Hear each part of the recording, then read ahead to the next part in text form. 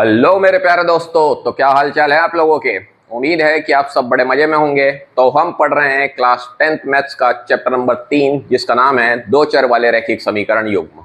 तो पिछले वीडियो में हमने पढ़ा था ग्राफी विधि, दो चर वाले रैखिक समीकरण का मानक रूप और तीन विशेष स्थितियां, क्योंकि जिक्र इसलिए कर रहा हूं क्योंकि उसका प्रयोग होने वाला है। तो आज जो अपन इस क्लास में पढ़ने वाले हैं वो आप मुझसे लिख के ले लीजिए कि 100% ये आपको अपने एग्जाम में दिखाई देगा। निश्चित तौर पे आप चाहे किसी भी बोर्ड से संबंधित क्यों ना हो, आपको 100% ये क्वेश्चन आपको नजर आएगा ही आएगा। तो यहां पर बस आपके लिए एक ही सजेशन है कि जो तीन विशेष स्थितियां मैंने लिखवाई थी उसके लिए आपको पिछला वीडियो देखना पड़ेगा। तो कृपया एक बार आप वो वीडियो जरूर देखें ताकि आपको ये बेहतर तरीके से समझ में आ पाए। तो बिना बकवास किए अपन अपने टॉपिक पे आ जाते हैं। तो आपके सामने एक क्वेश्चन लिखा हुआ दिखाई दे रहा होगा।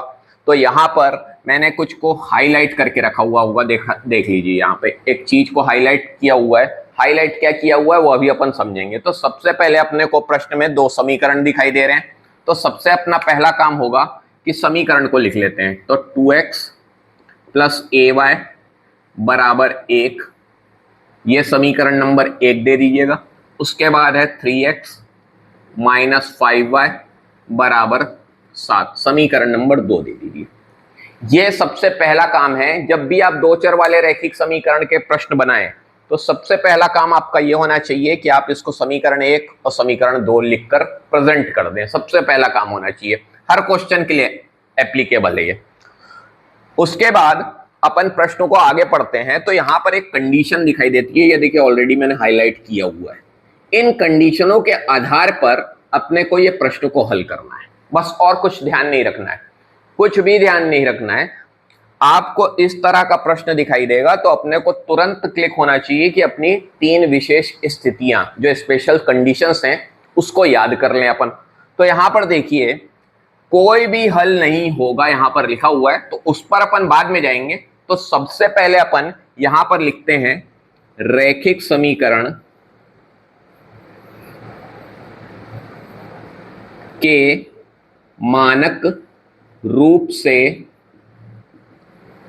तुलना करने पर। यह सबसे पहला काम है जो आपको करना ही करना है किसी भी कीमत पर, इसको भूलना नहीं है।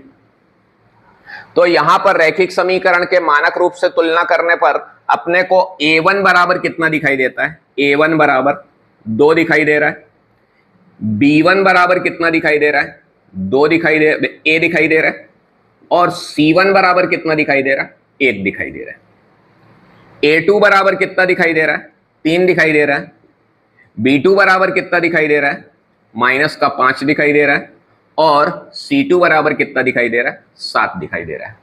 तो अब आप लोग सोच रहे होंगे कि भैया ये कहां से मैंने तुलना कर ली। भाई देखिए, इसके लिए मैंने अभी आपको एक सजेशन दिया कि भैया पिछला वीडियो देखेंगे तो मेरा काम आसान हो जाएगा। पर भी आपकी सुविधा के लिए मैं यहाँ पर मानक रूप लिख देता हूं रैखिक समीकरण का। यहां पर होता है a1x plus b1y plus c1 बराबर 0 और a2x plus b2y plus c2 बराबर 0। यह आपका मानक रूप होता है। यह है रैखिक समीकरण का मानक रूप। इसको अपन ने तुलना की है। देखिए यहाँ पे a1 की जगह क्या दिखाई दे रहा है, 2 दिखाई दे रहा है, अपन ने लिख लिया। b1 की जगह अपने को क्या दिखाई दे रहा है, a दिखाई दे रहा है। c1 की जगह अपने को क्या दिखाई दे रहा है, 1 दिखाई दे रहा है। अपन इस तरह से ये लिख सकते हैं। a2 की जगह देखिए क्या दिखाई दे रहा है, 3 दिखाई दे रहा है। b2 की जगह देखिए क्या दिखाई दे रहा है, माइनस का 5 दिखाई दे रहा है। c2 की जगह अपने को क्या दिखाई दे रहा है, 7 लिखा दिए। यहां पर ध्यान में रखिएगा कि आप कंफ्यूजन ना हो कि यहां पे तो बराबर में लिखा हुआ है। एक्चुअल में मानक रूप ये भी होता है, एक ही मतलब होता है इसका। आप कंफ्यूजन बिल्कुल ना रखें, एक ही मतलब होता है, इसमें बिल्कुल भी कंफ्यूज ना हो। ये लिखा हो या ये लिखा हो, एक ही मतलब है, एक ही तरह से काम करेगा। उसके लिए आपको बिल्कुल परेशान होने की जरूरत नहीं है। तो यहां पर अपने को यह तुलना करके यहां पर यह अपने को लिख लेना है। फिर से आपको राय दूंगा कि आप मेरा पिछला वीडियो जरूर देखिए, आपको बहुत आसानी से समझ में सारी चीजें आ जाएंगी। यहां पर अपन ने तुलना करके लिख लिया।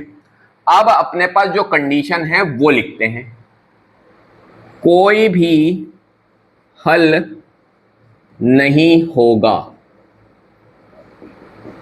इसीलिए A1 बटे A2 बराबर B1 बटे B2 बराबर नहीं है C1 बटे C2।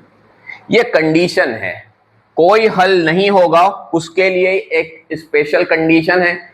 आप इसको सूत्र भी समझ सकते हैं एक तरह से कि ये सूत्र है, कोई हल नहीं होगा का ये सूत्र है जिसको अपन ने अप्लाई कर लिया। अब अपने को कुछ नहीं करना है, सिर्फ यहां पर अपने को मान रखना है 2/3 बराबर A/-5 बराबर नहीं है 1/7। ये अपन ने लिख लिया, यहां बगल में लिखते हैं।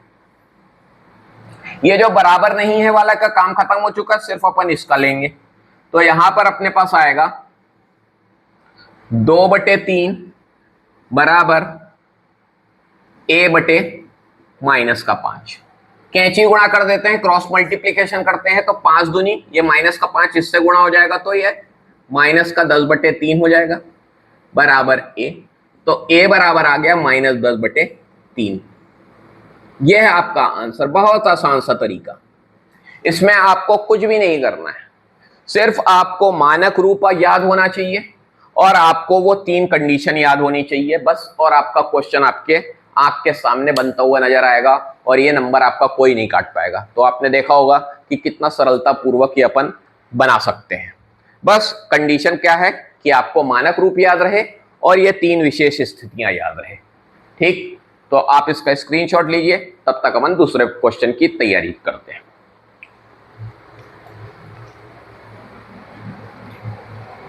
तो दूसरा क्वेश्चन अपन देखते हैं। दूसरा क्वेश्चन क्या बोल रहा है,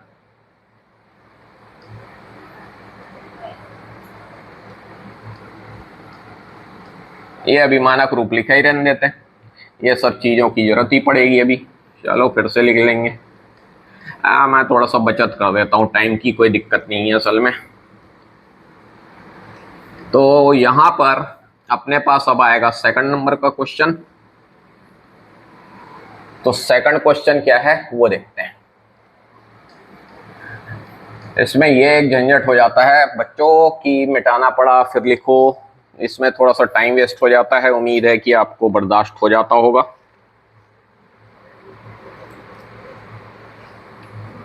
लैम्डा के, इसको लैम्डा बोला जाता है, लैम्डा है ना, ये थोड़ा सा ध्यान में रखिए, थोड़ा शब्दों से आप परिचित होइए। लैम्डा अगर आपको नहीं पता है तो इसको लैम्डा बोला जाता है, यहां पर लिख देता हूं मैं, आप लोग नोट करके रखिएगा लैम्डा। एक ये थोड़ा सा ध्यान में रखिए, आपको चीजें का पता होना चाहिए हमेशा कि कौन से साइन को क्या कहा जाता है। लैम्डा के किस मान के लिए युगपत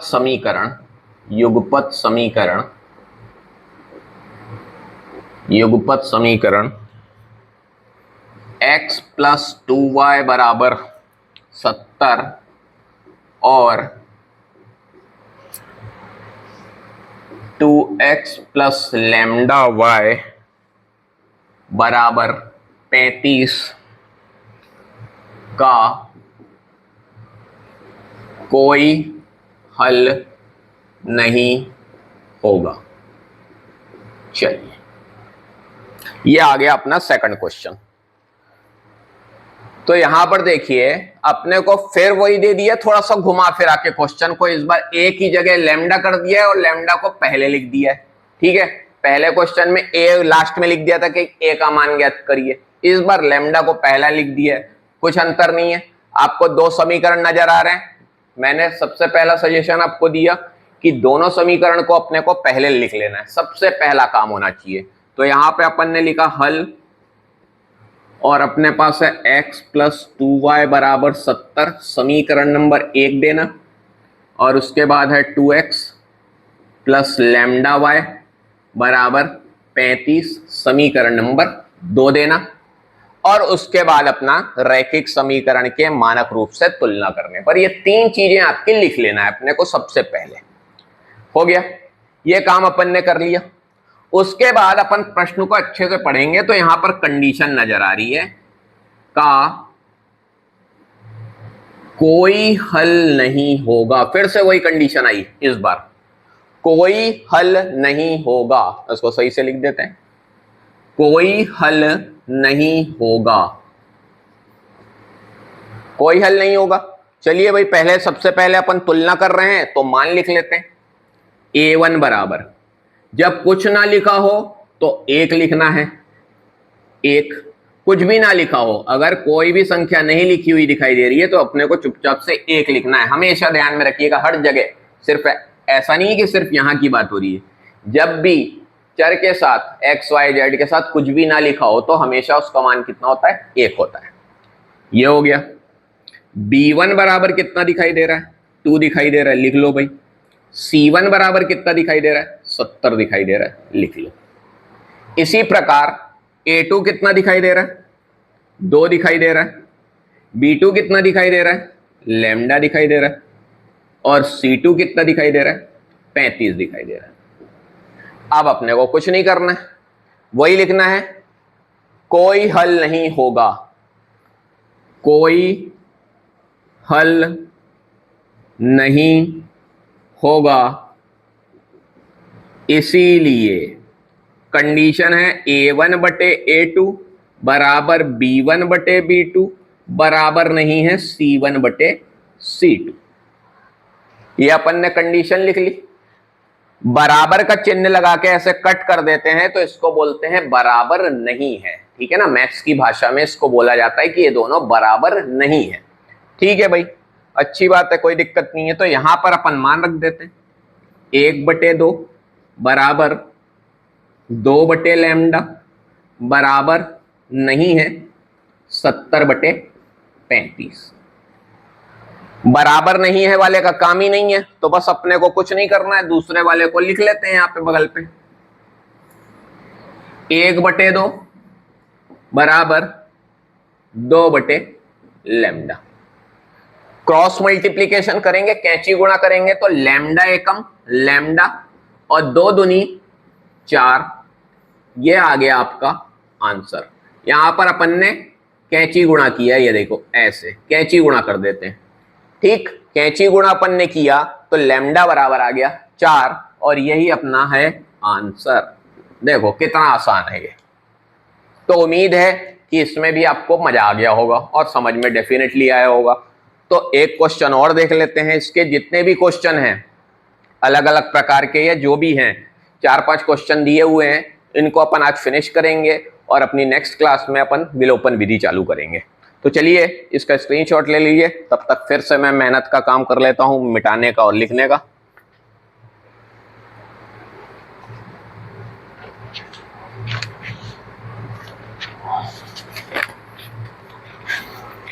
चलो तीसरा नंबर देखते हैं।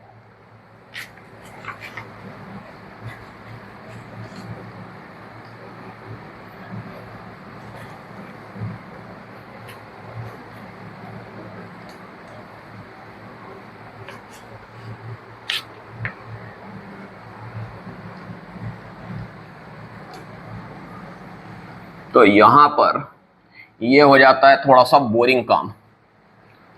मेहनत का काम और बोरिंग काम दोनों ही हैं। आप लोग भी इंतजार करते करते थक जाते होंगे कि ये क्या चूतियापा कर रहा हूं मैं। चलो ठीक है, कोई बात नहीं। तीसरा, युगपत समीकरण। युगपत समीकरण, युगपत समीकरण के x प्लस 3y बराबर का -3,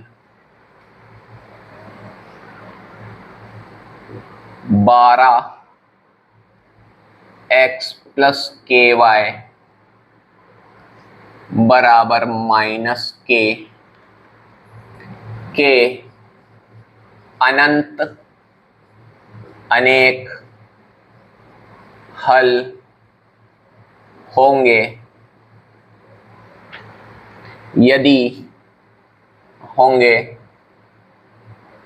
तो k का मान ज्ञात करो। अब ये देखो भाई, ये आ गया क्वेश्चन आपके सामने।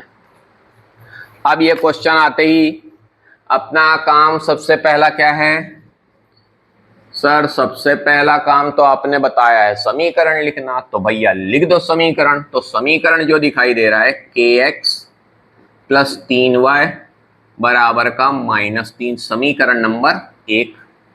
दूसरा लिख दो 12x प्लस ky बराबर का -k। लिख दिया सर। चलो भैया बहुत अच्छी बात है। करना क्या है? रैखिक समीकरण से तुलना करनी है, वो भी लिख दिया सर। चलो बहुत बढ़िया बात है। तो ये काम आपने कर लिया, ये काम आपको याद भी हो गया है मेरे को तो लगता है अब। तो यहां पर अब कंडीशन क्या दी हुई है फिर ध्यान से देखो। इस बार कंडीशन दी हुई है अनंत अनेक हल होंगे। हाईलाइट करना है बस अपने को कि क्या चीज दी हुई है। आपने हाईलाइट कर ली तो मेरे को पूरे उम्मीद है कि आपको स्थितियां अपने आप याद आ जाएंगी। क्वेश्चन आपको मैं इसीलिए 4-5 करा रहा हूं ताकि ये कंडीशंस आपको याद हो जाए। तो देखना आपको ये याद भी हो जाएंगी। तो यहां पर अनंत अनेक हल हैं, तो यहां पर लिखते हैं अनंत अनेक हल होंगे, इसीलिए a1 बटे a2 बराबर b1 बटे b2 बराबर c1 बटे c2। ये है अनंत अनेक हल होंगे की कंडीशन। ये कंडीशन है, ये अपन ने लिख ली भाई, कोई दिक्कत नहीं है। बस अब क्या करना है? मान रखना है। अरे यार तुम लोग बताते नहीं हो यार, अपन ने कहानी कर ली इतनी। बताना चाहिए, मिस्टेक हो गई, भारी भारी मिस्टेक हो गई है गलती से। तो गलती से भारी मिस्टेक यह हो गई है कि तुलना तो करे ही नहीं है, तो मिटाना पड़ेगा मतलब। तो पहले तुलना करेंगे। a1 कितना दिखाई दे रहा है? a1 बराबर k दिखाई दे रहा है सर। ठीक है भैया लिख लो। b1 बराबर कितना दिखाई दे रहा है? 3 दिखाई दे रहा है, लिख लो भैया। c1 कितना दिखाई दे रहा है? -3 दिखाई दे रहा है, लिख लो भैया। a2 कितना दिखाई दे रहा है? 12 दिखाई दे रहा है। b2 कितना दिखाई दे रहा है? k दिखाई दे रहा है। और c2 कितना दिखाई दे रहा है? -k दिखाई दे रहा है। ठीक है भाई। अब ये लिखने के बाद अपनी कंडीशन यही जो अभी लिखे थे, जो लिख के मिटा दिया अपन ने। तो अनंत अनेक हल होंगे, अनंत अनेक हल होंगे, इसीलिए a1 बटे a2 बराबर b1 बटे b2 बराबर c1 बटे c2। आ गया भैया a1 बट्टे a2 b1 बट्टे b2 c1 बट्टे c2। ये आ गया आपकी कंडीशन। तो ये कंडीशन अपन ने लिखी। बस अपने को कुछ नहीं करना है, मान बैठाना है। मान रख लो k बराबर 12, k बटे 12, 3 बटे k माइनस का 3 बटे माइनस का k। ठीक है। तो अब देखो कंडीशन ये है कि आपको थोड़ा सा केयरफुली इसको क्वेश्चन को सॉल्व करना है भैया। तो कैसे सॉल्व करना है कि यहां पर ये वाली जो चीज दिखाई दे रही है इसको अपन लिख लेते हैं। तो यहां पर आ गया k बटे 12 बराबर 3 बटे k। कोई दिक्कत, कोई परेशानी? ये अपन ने लिख दिया। k का गुणा k में किया तो कितना बन गया? क्रॉस मल्टीप्लीकेशन हो गया ना, देख लो ध्यान से, गलती नहीं करना। k गुणा k करेंगे तो k स्क्वायर, और 12 गुणा 3 करेंगे तो 12 तिया हो गई 36। तो k बराबर कितना हो जाएगा? √36। और 36 का वर्गमूल क्या होता है? +- का 6। ये आपका हो जाएगा आंसर। उम्मीद है कि आपको यह क्वेश्चन समझ में आ गया होगा, कोई दिक्कत नहीं आई होगी। ठीक है, क्लियर है। ये थोड़ा सा अपने को ध्यान में रखना है कि ये क्वेश्चन का आंसर ये आ गया प्लस माइनस का 6। अपन ने इन दोनों को साथ ले लिया, स्टार्टिंग वाले को साथ लेना है, हमेशा ध्यान में रखिएगा। स्टार्टिंग वाले को दोनों को साथ ले लीजिए, क्वेश्चन को हल करिए, आपका आंसर निकल जाएगा। कोई भी कंफ्यूजन मत रखिएगा इनमें। हमेशा ये a1/a2 बराबर b1/b2 वाला जो स्टार्टिंग वाला है, आप उसको ले लीजिए, आपका क्वेश्चन सॉल्व हो जाएगा। तो यहां पर ये आ गया आंसर। तो ये आप स्क्रीनशॉट ले लीजिए। फिर अपन अगला क्वेश्चन देखते हैं, कुछ अलग टाइप का होगा शायद।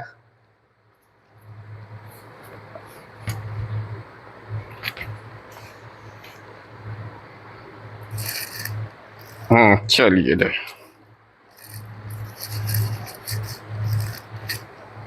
चलो चौथा नंबर देखते हैं। चौथा नंबर क्वेश्चन देखते हैं भाई। चौथा नंबर क्वेश्चन देखो भैया,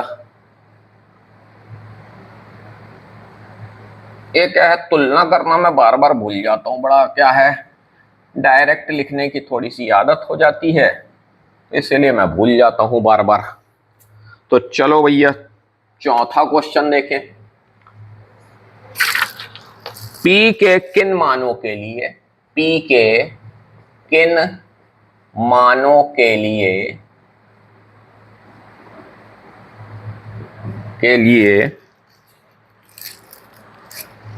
निम्न समीकरण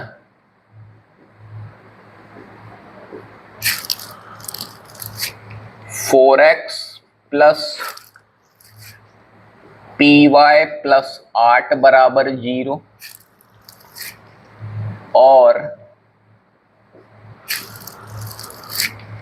2x प्लस 2y प्लस 2 बराबर 0 का अद्वितीय हल होगा। ठीक है,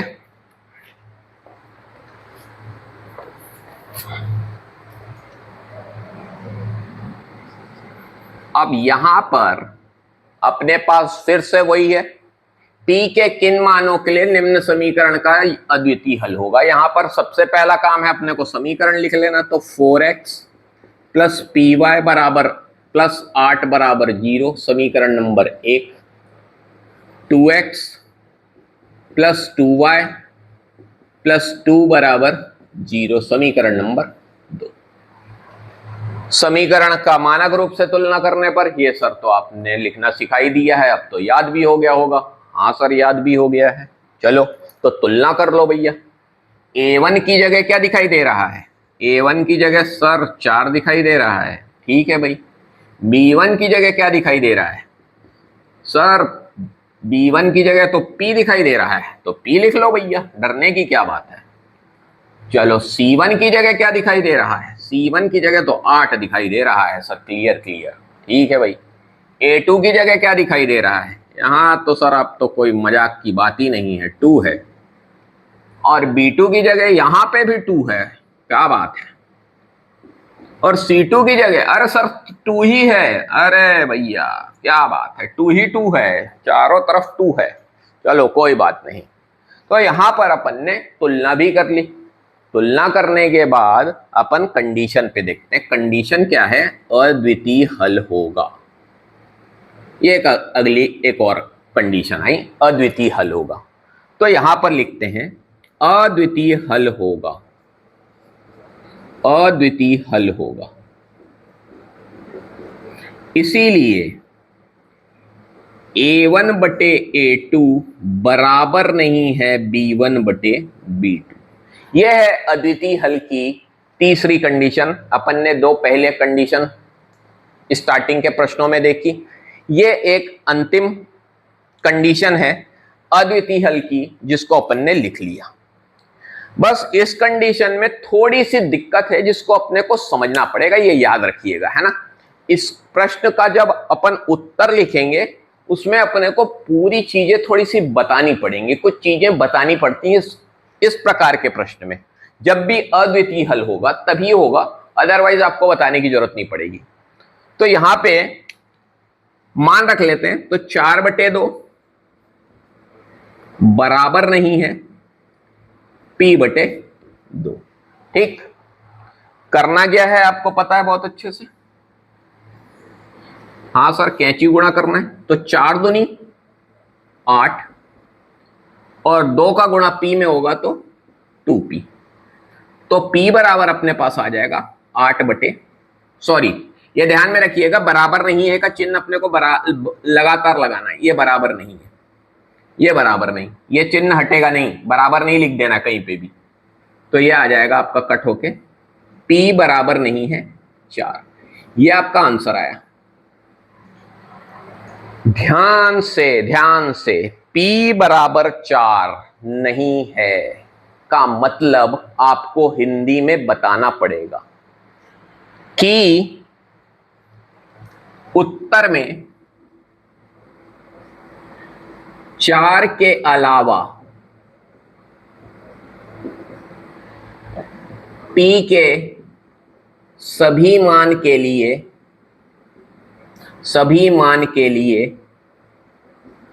समीकरण युग्म का अद्वितीय हल होगा। यह आपको बताना पड़ेगा, सिर्फ इसके लिए है ये कंडीशन। उत्तर में आपको लिखना पड़ेगा 4 के अलावा P के सभी मान के लिए समीकरण युग्म का अद्वितीय हल होगा। ये ध्यान में रखिएगा, ये बहुत इंपॉर्टेंट पार्ट है जो आपको बताना पड़ता है, इसीलिए इस प्रकार का प्रश्न थोड़ा सा इंपॉर्टेंट हो जाता है। क्या लिखा है, क्यों है ऐसा, ऐसा अपन ने लिखा क्यों है, इसका कारण यह है कि यहां पे वो क्लियर बोल रहा है P का मान किसके बराबर नहीं है, 4 के बराबर नहीं है। ये मतलब नहीं होना चाहिए, P का मान 4 के बराबर नहीं होना चाहिए, तभी ये अद्वितीय हल होगा। तो वही अपन ने उसको हिंदी में लिख कर बता दिया टीचर को। अगर आपको याद नहीं आता है, इन केस नहीं याद आता है, तो आप डायरेक्ट यहां पर आंसर कर सकते हैं, कोई दिक्कत वाली बात नहीं होगी। उम्मीद है कि आपके नंबर नहीं कटेंगे। मैं पूरी उम्मीद रखता हूं कि यूपी बोर्ड में इतना भी वो नहीं है, खासतौर पे, और सीबीएसई बोर्ड में भी डेफिनेटली इतना भी वो नहीं होता है कि इसके लिए नंबर कट कर दिए जाएं कि अगर आपने नहीं लिखा। पर अगर आप लिखते हैं तो टीचर उससे थोड़ा सा प्रसन्न हो जाता है, खुश हो जाता है कि बच्चे को जानकारी ज्यादा है इन चीजों की। तो आप अपने तरीके से जैसा भी आप चाहें वैसा कर सकते हैं। तो एक अंतिम प्रश्न और देखेंगे इसका, और फिर अपन इसको समाप्त करेंगे। तो एक अंतिम प्रश्न और देख लेते हैं, कुछ डिफरेंट टाइप का।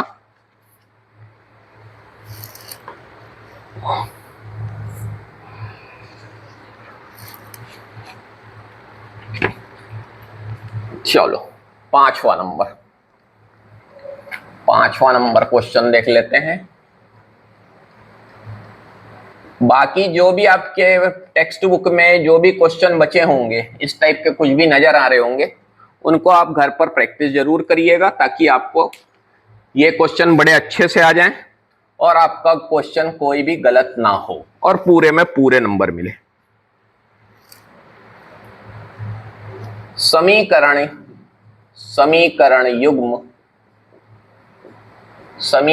युग्म के x प्लस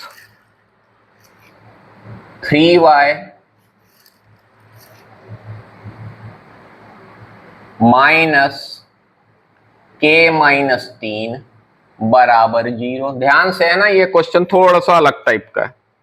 और 12x plus ky minus k बराबर 0 के लिए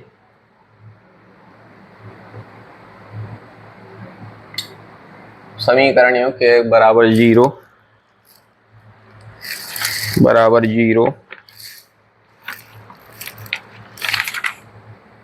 के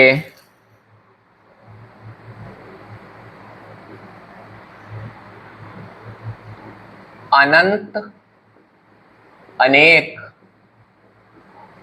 अनंत अनेक, हाँ अनंत अनेक नहीं है, ये थोड़ा सा अलग लिखा हुआ है, वही मैं कंफ्यूजन हो रहा था कि मैं आपको क्या लिखवाऊं।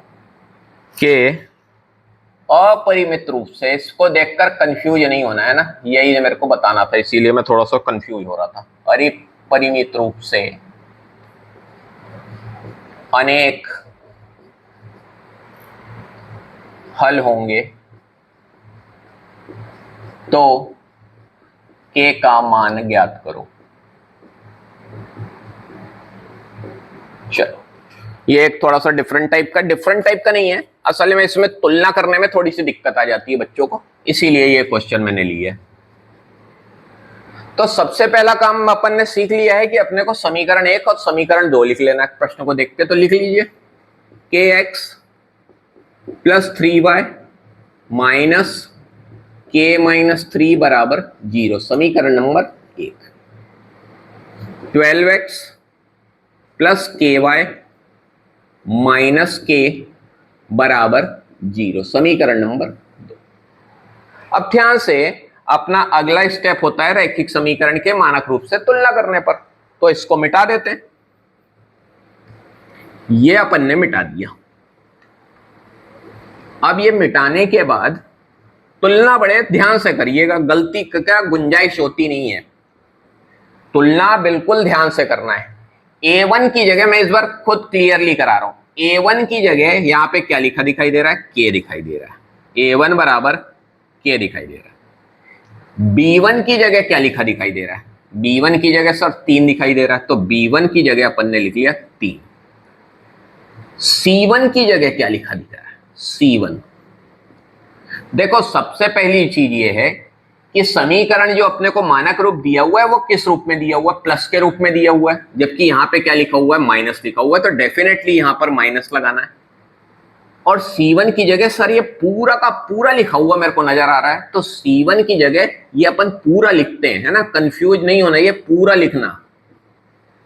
ऐसा नहीं करना कि 3 लिख दिए या के लिख दिया अकेले, ये नहीं करना, बहुत बड़ी मिस्टेक हो जाएगी, पूरा क्वेश्चन आता हुआ गड़बड़ हो जाएगा। इसीलिए मैंने बोला कि ये ब्रैकेट लगा हुआ है, तो ये पूरा का पूरा सी है आपका, पूरा का पूरा। ठीक, ये ध्यान में रखिएगा, ये सबसे इंपॉर्टेंट पार्ट है। क्लियर है, ये अपन ने लिख लिया। अब A2 बराबर अपने को कितना दिखाई दे रहा है, 12 दिखाई दे रहा है। B2 बराबर कितना दिखाई दे रहा है, B2 बराबर K दिखाई दे रहा है।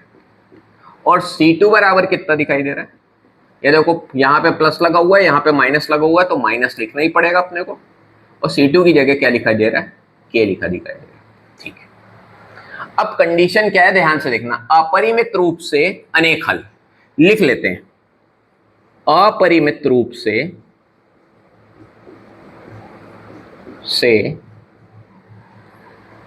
अनेक हल होंगे, यह अपन ने लिख लिया। हमेशा अपने को ध्यान में रखना होता है कि अपरिमित का मतलब होता है अनंत, अपरिमित का दूसरा मतलब होता है अनंत, ये अपने को ध्यान में रखना है। ये वही रूप है जो अपन ने पहले क्वेश्चनों में बनाया था, मतलब ये अनंत अनेक हल का रूप लिखा हुआ है, वही लिखा हुआ है, इसको अपने को वही पढ़ना है। तो अनंत अनेक हल के लिए अपने पास क्या कंडीशन है, A1 बटे A2 बराबर B1 बटे B2 बराबर C1 बटे C2, ये अपनी कंडीशन है, ये अपने को बहुत अच्छे से मालूम है। क्लियर है, यहां पर बस अपने को मान रख देना है और अपना क्वेश्चन का आंसर आ जाएगा। बहुत इजी है, कुछ नहीं है, थोड़ा सा डिफरेंट टाइप का था इसीलिए बता दिया, और कुछ है नहीं इसमें, सिर्फ मान रख दीजिए K बटे 12 और 3 बटे K। क्या करना है आपको पता है, कैंची गुणा करना है, K का गुणा K से होगा और 12 का गुणा 3 से होगा, तो K का गुणा K से होगा तो कितना आ जाएगा, K स्क्वायर आ जाएगा, और 12 का गुणा 3 में होगा तो आ जाएगा 36। तो K स्क्वायर हटेगा तो क्या लग जाएगा, वर्गमूल लग जाएगा। 36 का वर्गमूल कितना होता है, स्क्वायर रूट कितना होता है, प्लस माइनस का 6। ये आपका आंसर आ गया। तो उम्मीद है आपको ये क्वेश्चंस जो मैंने आज बताए हैं ये बड़े अच्छे से आपको समझ में आए होंगे, और इन क्वेश्चनों की तैयारी आप डेफिनेटली अच्छे से कीजिएगा, क्योंकि यहाँ से प्रश्न आता ही आता है, निश्चित रूप से आएगा। आपको कहीं ना कहीं ये आपके क्वेश्चन पेपर में नजर आएगा ही आएगा, इस प्रकार का प्रश्न। तो इसके बाद अपन पढ़ने वाले हैं विलोपन विधि और प्रतिस्थापन विधि, ठीक, जो कि मोस्ट इंपॉर्टेंट है। आपको भी मालूम है कि हर साल पेपर में क्वेश्चन आता ही है, 4 नंबर 5 नंबर का जो भी है वहाँ से क्वेश्चन आएगा ही आएगा। तो विलोपन विधि और प्रतिस्थापन विधि चालू होने वाली है। तो उम्मीद है कि आज आपको क्लास पसंद आई होगी और आपको अच्छे से समझ में आया होगा। इसी उम्मीद से अगर आपको ये क्लास अच्छी लगी है तो इसको अपने दोस्तों के साथ शेयर ज़रूर कीजिएगा और लाइक ज़रूर कीजिएगा, और डेफिनेटली क्लास पसंद आई है तो कमेंट बॉक्स में कमेंट ज़रूर कीजिएगा। इससे थोड़ा सा मुझे मोटिवेशन मिलता है, क्योंकि मेरा बहुत छोटा सा चैनल है, ज़्यादा व्यूज़ नहीं हैं, हालांकि थोड़े बहुत हैं, पर एक उम्मीद से मैं आपके लिए बना रहा हूँ कि जो बच्चे मैथ्स में कमज़ोर हैं उनके लिए थोड़ा सा मददगार साबित हो जाए, क्योंकि मैं हर चीज़ डिटेल में बताने की कोशिश करता हूँ। जहाँ बच्चों को दिक्कत हो सकती है मैं उन चीज़ों को भी बताने की कोशिश करता हूँ। तो चलिए अब मिलते हैं अपने नेक्स्ट वीडियो में, तब तक के लिए बाय बाय।